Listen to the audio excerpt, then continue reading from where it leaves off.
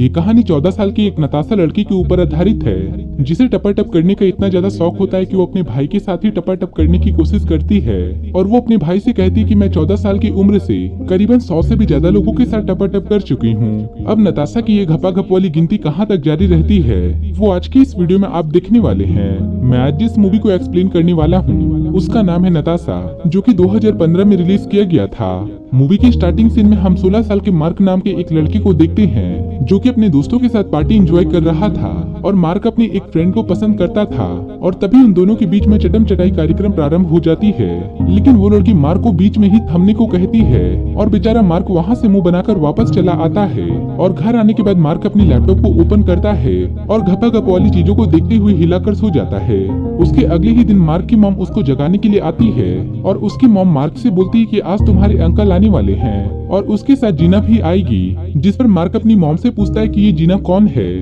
तभी उसकी मॉम बोलती है कि वो मॉस्को से आने वाली है। उसके बाद मार्क के अंकल अपनी वाइफ जीना को अपने साथ लेकर के मार्क के घर पर आते हैं और उन दोनों के बीच में हाल ही में जान पहचान हुई थी। जब जीना सबको खाना परोस रही थी तब हमारे मार्क भाई की नजरें उनके संतरों पर जाती है। जीना का ड्रेसिंग दूसरों के मुताबिक काफी अलग था, इसलिए मार्क उसके ड्रेसिंग के बारे में सोच रहा था। जिस पर मार्क की मॉम उससे बोलती है कि शायद मॉस्को का पहनावा हम लोगों से काफी अलग है और हम लोगों को किसी के ड्रेसिंग सेंस से उसे जज नहीं करना चाहिए। और यहाँ पर हमें पता चलता है कि जीना का ऑलरेडी पहले भी एक शादी हो रखा है और जीना का पहले एक 14 साल की लड़की भी थी जिसका नाम नताशा था। और जीना अपनी बेटी नताशा को मॉस्को लाने के लिए जाती है और कुछ दिनों के बाद सभी लोग एयरपोर्ट पर पहुंचकर दोनों माँ बेटी का वेलकम करते हैं, जहाँ मार्क पहली बार नताशा को देखता है। और उसके बाद मार्क के अंकल और जीना की सभी की रजामंदी की वजह से दोनों की शादी हो जाती है। सभी लोग पार्टी में काफी ज्यादा एंजॉय कर रहे थे, लेकिन मार्क बस नताशा को ही देखता रहता है। उसके बाद मार्क की मॉम मार्क के पास आकर के बोलती है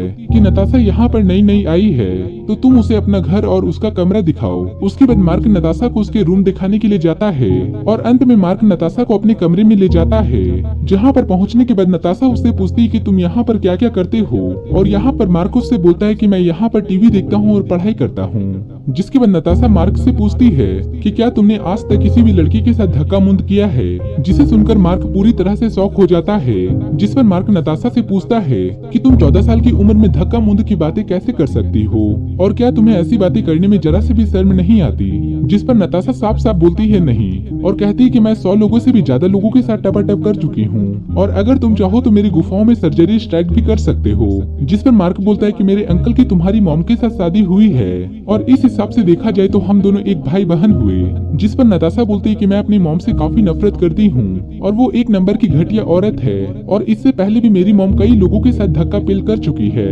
और कई बार तो मैंने अपनी मॉम को रंगे हाथों भी पकड़ा है। और यहाँ पर अगले सीन में हमें दिखाया जाता है कि मार्क एक कॉल सेंटर पर काम करता है और इसलिए वो अगले दिन ऑफिस के लिए निकल जाता है। और वहाँ से वापस घर आने के बाद मार्क की मॉम उससे बोलती है कि तुम्हें नताशा का ध्यान रखना होगा क्योंकि वो दूसरे शहर से आई है और उसका यहाँ पर कोई दोस्त भी नहीं है। लेकिन मार्क अंदर ही अंदर ये समझ पा रहा था कि नताशा कैसी लड़की है। और उसके अगले दिन मार्क नताशा के घर पर जाता है, जहाँ नताशा की माँ मार्क को समझाने लगती है कि नताशा अभी एक नादान लड़की है और वो अभी बस 14 साल की है और इसलिए तुम उसकी बातों को बुरा मत मानना। उसके बाद नताशा की मॉम नताशा को बुलाती है और वो गुस्से में आकर बाहर चली जाती है। तब मार्क भी नताशा के पीछे पीछे जाता है और वो नताशा से उसके गुस्से की वजह पूछता है, जिस पर वो उससे बोलती है कि मैं अपने माँ को बिल्कुल भी पसंद नहीं करती और मैं उससे बहुत ज्यादा नफरत करती हूँ और उसने मुझे वहाँ से दूसरे कंट्री में लाकर मेरी लाइफ को और भी ज्यादा बोरिंग कर दी। जिसके बाद नताशा को मार्क अपने फ्रेंड रूफस के पास ले जाता है और उससे मिलने के बाद नताशा की थिंकिंग बदल जाती है और वो हर समय रूफस के बारे में मार्क से पूछते रहती है। जिस पर मार्क उससे बताता है कि रूफस यहाँ पर अकेला है और हाल ही में उसके मम्मी पापा का डिवोर्स भी हो गया है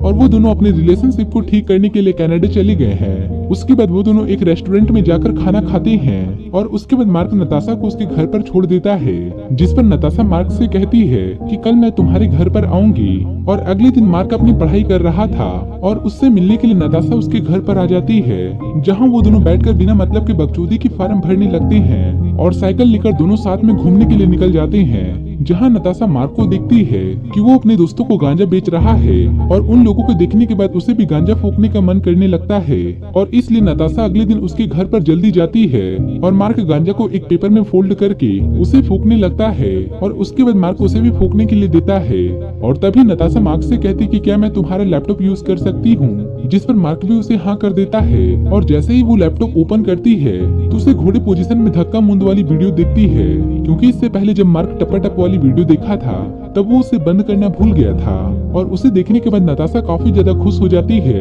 क्योंकि उसे ऐसा लग रहा था कि मार्क मेरे काम का लड़का है। उसके बाद नताशा उसके लैपटॉप में अपने प्रोफाइल को खोल करके उसे वही वाली फोटो दिखाती है, जिसके बाद मार्क का सांप फनफनाने लगता है और वो बाहर निकलने के लिए तड़पने लगता है। जिसके बाद नताशा मार्क से पूछती है कि क्या तुम्हें मेरे साथ टपाटप करना है, जिस पर मार्क उस कंडीशन में उसे मना नहीं कर पाता और मार्क उसे हर एंगल में 2 से 20 तक का पहाड़ा सिखाने लगता है। जिसके बाद नताशा और मार्क बहुत ही ज्यादा क्लोज आने लगते हैं और वो दोनों अपने दिल की सारी बातों को एक दूसरे से शेयर करने लगते हैं और उसके अगले दिन से ही डेली वो दोनों प्रत्येक दिन टपाटप कार्यक्रम का आयोजन करते हैं। लेकिन मार्क यहाँ पर नताशा को लाइक करने लगा था और उसके कुछ दिन के बाद नताशा की माँ और मार्क के अंकल एक साथ घूमने के लिए जाते हैं, जिसके कारण से नताशा को मार्क के घर पर रहना पड़ता है और वो दोनों रात को चैटिंग में बाबू सुना करते करते नताशा उसके रूम में चली जाती है, क्योंकि नताशा को दूसरे वाले रूम में नींद नहीं आ रही थी। और उसके बाद नताशा मार्क को साइड में ले जाकर के बोलती है कि मुझे यहाँ पर बहुत अच्छा लगता है और मेरा मन करता है कि काश मैं यहाँ पर तुम्हारी वाइफ बनकर रह सकूं। जिस पर मार्क उससे बोलता है कि तुम्हें यहाँ पर रहने की पूरी आजादी है और तुम बस मेरी हो।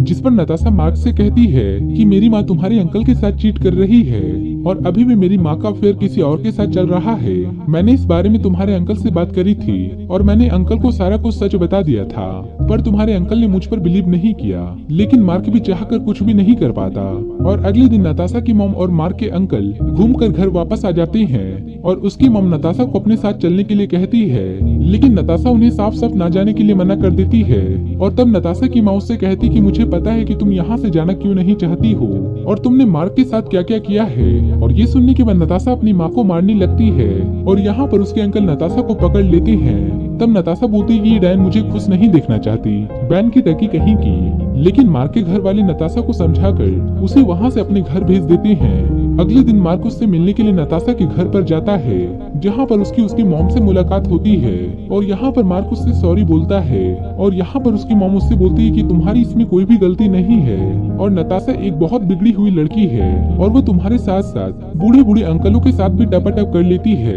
उसके बाद नताशा की माँ उसे वहाँ से जाने के लिए कहती है, पर यहाँ पर उसी रात नताशा अपना सारा सामान पैक करके मार्क के घर पर पहुँच जाती है और वो मार्क से बोलती है कि मैं फ्लोरिडा जा रही हूँ, क्या तुम मेरे साथ आना पसंद करोगी। जिस पर मार्क नताशा से कुछ भी नहीं कह पाता। तब नताशा मार्क को बताती है कि मेरी माँ का तुम्हारे अंकल के साथ डाइवोर्स हो गया है, क्योंकि मैंने तुम्हारे अंकल के साथ टपाटप करी थी ताकि उन दोनों के बीच में लड़ाई हो जाए और मेरी माँ तुम्हारे अंकल को बेवकूफ ना बना पाए। उसके बाद मार्क उसे चुपचाप अपने कमरे में ले जाता है और वो दोनों सारी रात धक्का पेल के गेम खेलते हैं और अगले दिन सुबह होते ही मार्क अपने सेविंग किए हुए सारे पैसे नताशा को दे देता है ताकि उसे फ्लोरिडा जाने में कोई भी समस्या ना हो और नताशा अपना सारा सामान वहाँ से लेकर चली जाती है। उसके बाद घर पर मार्क के अंकल की शादी के बारे में बात चल रही थी, तभी उसके बीच में डाइवोर्स की समस्या आ जाती है, जिस पर मार्क अपने मन ही मन सोचता है कि इन लोगों को सारी सच्चाई के बारे में पता नहीं है और मार्क भी उन लोगों के बीच में नहीं बोलता और वहाँ से वो साइकिल लेकर वहाँ से निकल जाता है। उसके बाद मार्क का फ्रेंड रोफर उसे कॉल करता है, लेकिन मार्क उसका कॉल रिसीव नहीं करता और कुछ दिनों के बाद मार्क रोफर के घर जाता है और वो वहाँ पर नताशा को दिखता है। तब रोफर मार्क को बताता है